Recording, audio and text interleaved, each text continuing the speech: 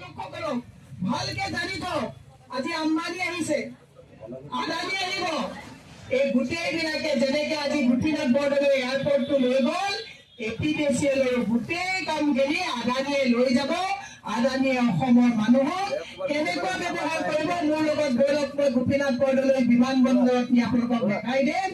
গুজৰাটীয়ে অসমীয়া মানুহৰ মুখত বুঢ়াঙুলি লগাই দিছে আৰু আদানীয়ে যিদিনাখন সম্পূৰ্ণভাৱে APDCL হস্তক্ষেপ কৰিব, সেইদিনাখন কোনো অসমীয়া মানুহে স্মাৰ্ট মিটাৰ নলগাও বুলি ক'বলৈ দম নাথাকিব।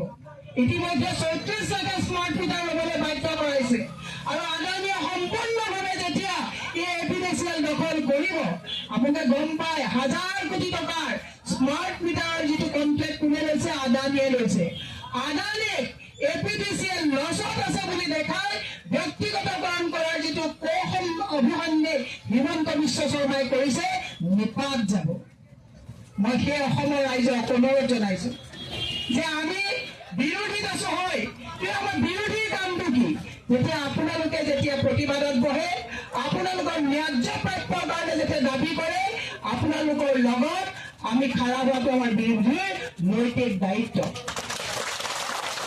মই খালি আপোনালোকক এটা কথা কৈছো, হিমন্ত বিশ্ব শৰ্মাৰ চৰকাৰৰ দিনত অন্নখনত নবহিব। সৌফালে আপোনালোকে দেখিছে, মই যেতিয়া আহি আছো শাৰীৰিকভাৱে অক্ষম, তেওঁলোকে তাত বহি ধৰ্মঘট কৰি আছে, অন্নখন কৰিছে। লাজ নাইকিয়া নিলজ্জ চৰকাৰ। মই সেই হিমন্ত বিশ্ব শৰ্মাক সদায় কৈ আছো যে হেৰ অসুবিধা বান্ধি লওক, তোৰ মিছা হব কৌশল, ৰাইজৰ তই সেৱা চুৰ কৰি বহাব খুজিছ বল। আজি সেইসকল লোক তাত তেওঁলোকে বহি আছে। গোপাল মৈত্ৰীসকল 18 দিন হল মোক কৈছে, বাইদেউ কি কৰো? 18 মাহ বহিলেও হিমন্ত বিশ্ব শৰ্মাৰ এডাল নোম অসমৰ ৰাইজে লৰাব নোৱাৰে। যিদিনা হলৈকে অসমৰ ৰাইজ ৰাজনৈতিকভাৱে সচেতন নহব। হিমন্ত বিশ্ব শৰ্মাই যি কৰি আছে, কোনো জনগোষ্ঠীৰ কাৰণে কৰা নাই, কোনো জাতিৰ কাৰণে কৰা নাই, কোনো যুৱ ভৱিষ্যতৰ কাৰণে কৰা নাই। হিমন্ত বিশ্ব শৰ্মাই আমাক ভাৰত পুতি মৌজ মস্তি কৰিছে, লাইফটো এনজয় কৰিছে। নিলজ্জ হিমন্ত বিশ্ব শৰ্মাক মই আজি ক'ব বিচাৰিছো, এডভান্টেজ আছাম পাতিছে।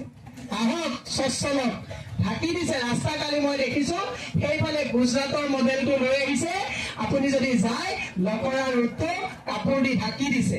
মই হিমন্ত বিশ্ব শৰ্মাক এটা কথা ক'ব বিচাৰিছো, কাপোৰ দি গুজৰাটো ঢাকিছিলে, কিন্তু আজি তাৰিখত মই আপোনাক কৈছো, অসমৰ জনতাই ভিউ চাই নিউ চাই। অসমৰ জনতাৰ যদি উদাৰতাক দুৰ্বলতা বুলি ভাবিছে, হিমন্ত বিশ্ব শৰ্মাই ভুল কৰিছে বুলি মই আজি স্বচ্ছলৰ পৰা কৈ গৈ আছো।